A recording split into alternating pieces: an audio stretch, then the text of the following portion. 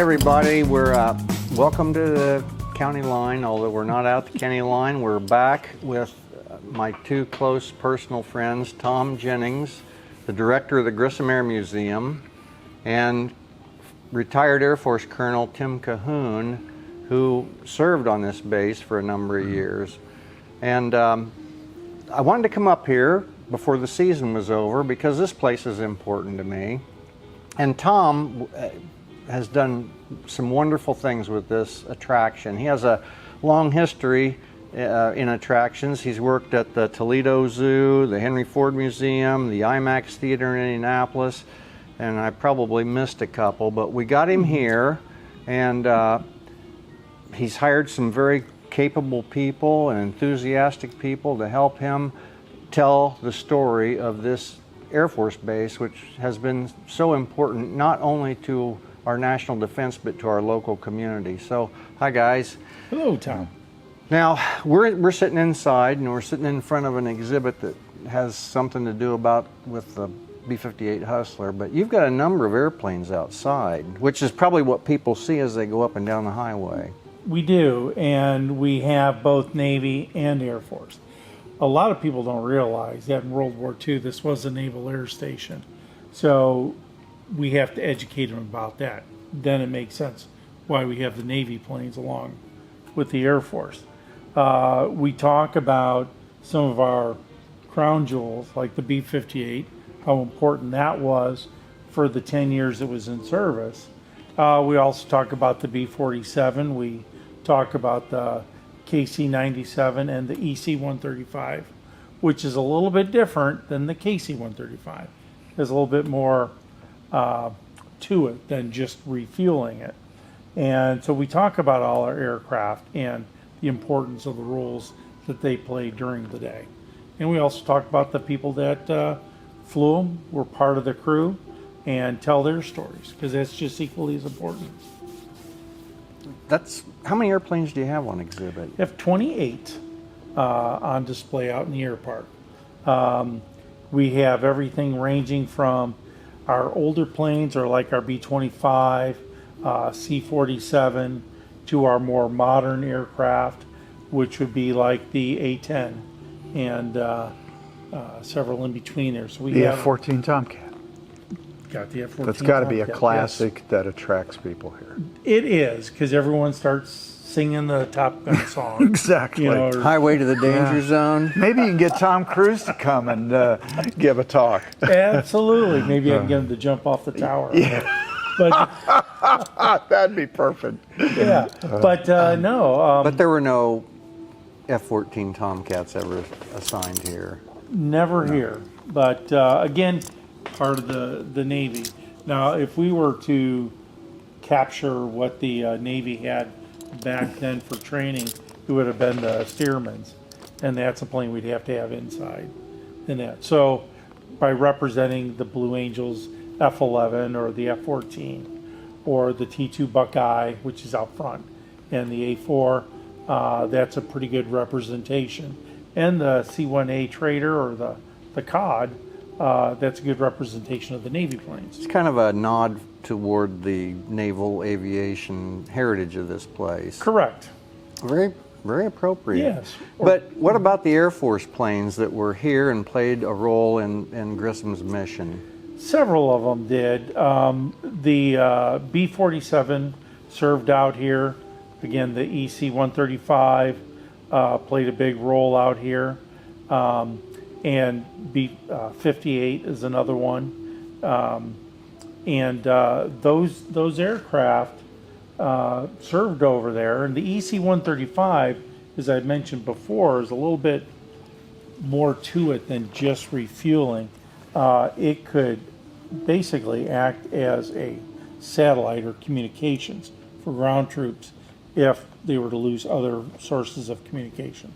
So that plane had some special techniques to it as far as refueling, could use some of its own fuel that it was carrying for other planes back into that aircraft, but also could just stay and communicate to all the different ground troops as needed. Sound like you really like that exhibit. I do, and we just painted that aircraft because it was, again, exposed to the weather. So, trying to make it look better, spruce it up. But that aircraft is pretty neat. So there's some fun things about it, I guess. It's a big aircraft, holds a lot of fuel, and depending on the amount of fuel it has to give, it could do anywhere from 3 to 4 aircrafts to give it fuel for them to continue on to their mission. Colonel, Yes. as a hot shot Air Force pilot, Yeah. what's your favorite of the collection out there? Well, I flew, of the collection, I flew both the A-10. In fact, the one that's parked out there, I flew that specific airplane during my time here. And while the 135 that's on display is an EC-135, like Tom said, the airframe is nearly identical exterior-wise to the KC-135, so which I also flew here. I can't deny that I love flying the A-10. Who wouldn't want to fly by themselves at low altitude in formation while you're maneuvering, dropping bombs, shooting that awesome gun? That was just a kick in the pants. And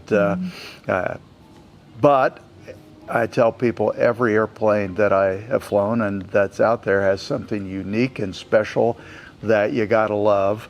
And after all my years in the 135 as well, and retiring here in the 135, knowing that there is not a single mission in the Air Force today and in other NATO forces and Navy Marine, because the 135 does have the ability to refuel, probe, and drogue as well, not a single mission can be accomplished without air refueling. So when you are a tanker crew member, because it takes everybody on the plane, early on there were 2 pilots, a navigator, and a boom operator. Today there's just 2 pilots and a boom operator. But knowing that all those critical missions depend upon getting gas to those receivers, it's not like bragging, but you got to feel good that you're doing something so important. You're sort of the quiet heroes. You don't get a lot of credit for being a tanker crew member. It may not be as exciting as shooting the gun in an A-10, but it's a real war horse. Of course, it's been around for decades. It flies beautifully. It'll probably now be around for another 20 or 30 years. I wouldn't be surprised. So I really liked that when I was flying that airplane. Man, there's been some, yeah, you're right. Tanker pukes don't get the credit that they deserve, Yeah. but there's been some stories about tanker crews that have pulled. I remember one in particular during the Vietnam War where a pair of F-4s got hit by ground fire, and the tanker left its there. Apparently, you guys had to fly in a predetermined Orbit. and Yeah. you couldn't leave that to go into the hot zone. But these guys, when that F-4 couldn't make it out because they were streaming fuel, right? The tanker flew into this combat area where there was fighter jets and ground fire, and hooked up to the F-4 and drug it all the way back to Thailand, pumping gas into it to keep the engine running. Yep, it's amazing, and at least the stories are, all too often there's seeking of permission and then being denied. Well, you're the tanker. No, you're not going to go do that. And I don't know who those pilots were who made that decision. We could probably find that out in some of those cases, but they said, no, screw it, I'm going to go do it. And they knew that you're not carrying any defensive equipment. You can't jam anybody. You don't have any flares. You sure as hell can't maneuver hardly at all. You don't have even a tail gunner like the B-52s had during Vietnam. And yet they said, yeah, I'm going to do it. The old thing, if not me, then who? And I'm sure those F-4 guys bought those tanker guys a drink that night at the bar. And the tanker remains important to this base today. Oh yeah. I mean, when I was here in the 70s, the 305th Combat Support Group and the 305th Air Refueling Wing were the largest air refueling organization in the entire United States Air Force. Yeah. And I remember being out on the ramp one night and counting over 100 airplanes parked out there between the tankers and the A-37s, and I think there was a couple of C-123s that belonged. There were T-29s, a couple of them that were based here. Yeah. You know that. I mean, there might have been C-123s, if only temporarily. But yeah, and here we are, and I have to make my plug that it is no longer Grissom Air Force Base. It is Grissom Air Reserve Base, because the wing here today is a reserve wing, the 434th Air Refueling Wing, and the 2 squadrons of tankers. There are 16 tankers here currently assigned here, the 72nd and the 74th Air Refueling Squadron. But you know, it soldiers on as a reserve base. About 80% of all the people who work on the base are traditional reservists. The other 20% are the full-time to keep things going during the week. But even as a reserve base, those tankers fly every day of the week. Oh yeah, we live around here. They deploy all around the world, right along with their active duty and their Air National Guard brethren, all around the world. You know, whether it's in the Middle East today, into the Pacific, and the 135. I mean, it's been modified over time. Back in the SAC days, it was originally the A model 135, whether it was an EC or a KC, and it had J57 turbojet engines. In the mid-90s, it got a major upgrade. They made it the R model. I'm not sure how they jumped to R, but they did.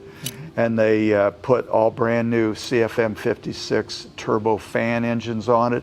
Huge increase in thrust, a big decrease in fuel consumption. And then probably in the late 90s, they began modifying all the electronics in the cockpit equipment to the point that they eliminated the navigator position. And now they have a glass cockpit. It's as modern as any brand new airplane when it comes to its avionics capability. And it was built like out of a solid block of aluminum or titanium back in the 50s and early 60s. I mean, it's a remarkable airplane. As is the B-52. Yeah. And well, the they were both out of resilient, Boeing, too. and because they weren't computer designed, they were designed by man, by hand. They overbuilt them. Yeah. But to our good fortune, so they're still flying today. Yeah.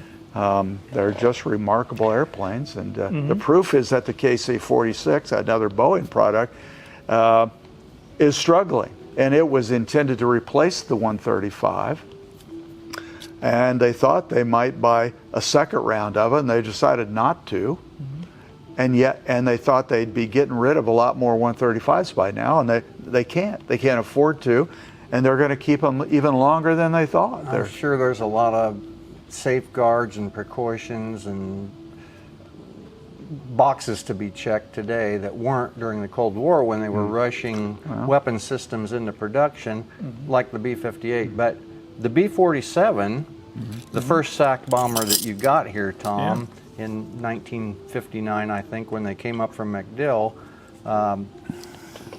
proved to be a tremendous success. I mean, and it was pretty remarkable in itself. It was the first fully jet-propelled strategic bomber, and with swept wings, which was pretty revolutionary at the time. And the Air Force bought over 2,000 of them. Yeah. And they lost a lot of B-47s. So, you mentioned how many B-58s we lost, and we lost back then, partly because these were all man-made by hand designs. It was really dangerous flying these airplanes. They were far from perfection in their stability and their reliability of their engines. Well, the tactics that were used were also pretty Wild West stuff. I mean, when the weapons delivery plan for the B-47 initially involved flying in over the target, dropping down on it, and then pulling up into a You do an climb emblem. and tossing Yeah, the and weapon then- in the back on and then around. rolling the bomber, this And huge diving bomber away. over on Yeah. its back inverted and flipping it. Yeah. That was an And emblem. because of that, the wings on that airplane, if you notice the one outside, they droop like they do on a B-52, but they're almost flexible. They almost Oh, they flap are. like birds. They are. Yeah. I've seen B-52s in flight looking out the back, and their wingtips are actually up like this. But when you look at it on the ground, they're down like this. That's how much they flex. But how hard is it? How much does a B-47 weigh, do you suppose? Fully loaded, it might have been I don't know, maybe like a tanker, 300,000 pounds, if that. So you take a 300,000-pound airplane flying how fast? A B-47, I don't think they were supersonic, I but think they their were top speed was like 600 miles Yeah, an maybe hour. 0.8, 0.9 Mach, something like that. So, I mean, think of the stress on that airplane, pulling it up and then flipping it over its back and rolling it. Yeah. It's like a fighter plane. Yeah. Pretty much. There is a Only a it movie weighs a with half Jimmy a billion. with Jimmy Stewart, Strategic Air Command. Yeah. And Jimmy Stewart's the star in that. But it's all about the B-47. Yeah. So if you want to get a glimpse of the whole story, watch Strategic. It's an old black and white movie, and Jimmy Stewart was a World War II bomber pilot who stayed in the reserve after World War II and ultimately retired as a one-star general. A lot of people who don't know that, they think of him as just being the actor, but he was a combat pilot in Europe in World War II. He didn't just fly here in the States, and he was an actor before that. He gave up being an actor and voluntarily became a bomber pilot in the war, and then kept doing that after the war while he returned to acting.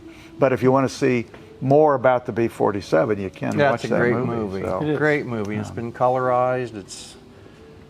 I don't like that woman in it very much. She's a little, I think that's June June Allison. Yeah. Yeah. she's kind of bossy, I thought. Well, But anyway, Chuck Yeager was a test pilot when the B-47 was still going through its process, and the first time he looked at it, he thought, this is ridiculous. This thing looks too much like a fighter plane, and if they expect me to fly it like that, I'm going to kill myself. But he flew it, and he said it was so aerodynamically perfect that he had trouble landing it. It kept wanting to fly.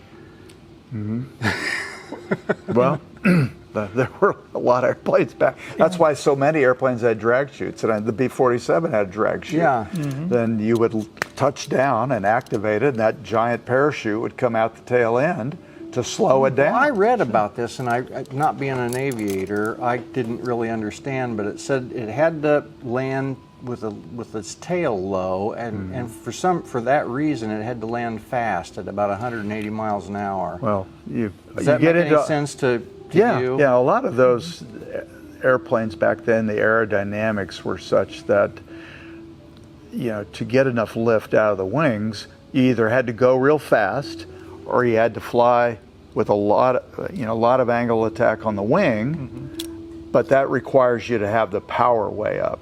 So that's not real good either, because you're real close to stall speed. The other, if you want to just go real fast, it's hard to get it on the ground and keep it on the ground. So you've got this in-between thing where, okay, fast enough that it's not dangerous, you're not going to stall, but not so fast that it's too hard to get on the ground. You find that whatever that sweet spot was in the B-47, but that's still very fast. Heck, the T-38, we flew 155 knots on final at your basic weight. And I don't know what the B-47 flew at, but I'm going to guess 150, 175 on final. The F-105 Thunder Chief, they flew almost 200 knots on final. Yeah, but it had wings like It had these little stubby... like a cartoon character bumblebee. Well, but it was common to that era of airplanes that you would fly that fast to be aerodynamic doing the mission. Okay. Taking off and landing was just a troublesome thing to be overcome, What can you tell us about your B-47, Tom? Does it have any history or? Oh my gosh. I don't know the whole history of that particular aircraft here, other than it did serve out here. And then when we acquired it, they towed it over here. But that particular aircraft, now I do have a question for you, because the wings do have wheel attachments to it. So I have heard that the wings have about a 13-foot flex when it was delivering about. Is that why it has the wheels for it? I've never had that answered, and I don't know if you know the answer to that either. I can't swear to that answer. I mean, Sure. you accept that. Well, obviously, you have some concern. You're not always going to land perfectly level. You would like to, Right. but if you're doing some of this, if only at the point of touchdown or immediately prior, that some device can at least help preserve the end of the wing. It's going to keep the wing from going further, It's not like your landing gear on your KC-135. It's not a big heavy landing gear. It's like a bicycle wheel that drops out. It's more just a keep the wings level on the ground. Okay. And I would think too, if you happen to be in a shallow bank, and there's bank limits on every airplanes and landing, that it helps absorb that. It helps stop you, because as soon as it touches, as opposed to waiting until the wingtip touches and now it's too late. So you could, maybe it would help remind you that I need to make yet another input. But like the U-2/TR-1 spy plane, they have to drive behind it and at high speed and put in pogo stick wheels on its wingtips, because as soon as it slows down, literally it just droops over if it doesn't have those. They're still doing that?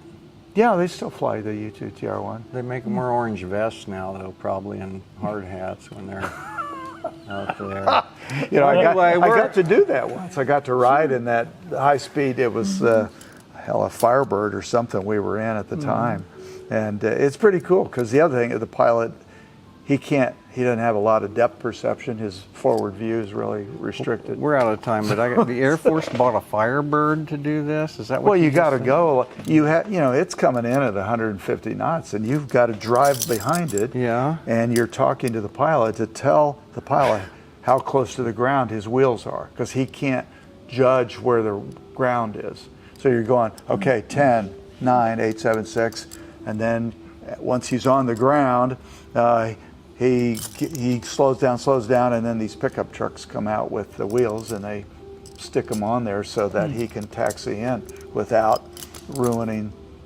the wingtips. That's cowboy stuff. It is. All right, we'll be back next week with more with Colonel Cahoon and Tom Jennings here at the Grissom Air Museum. Till then, God bless.